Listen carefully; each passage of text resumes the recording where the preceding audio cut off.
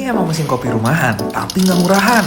Udah komplit banget, dari grinder, dari dosing yang otomatis, tamping semi otomatis, bahkan ada indikatornya kalau misalnya dosisnya udah pas, warna hijau, full senyum. Sekarang kita tinggal ekstrak kopinya. Dan hasilnya juga bagus, stabil dan konsisten. Gak cuman itu, bisa steam susu juga. Walaupun masih single boiler, tapi oke lah, enak banget buat dipakai. Dan bisa bikin cappuccino ala cafe di rumah. Worth it banget sih. Ini namanya Breville Barista Express Impress. Kalau kalian mau coba bisa langsung dites di store-nya langsung.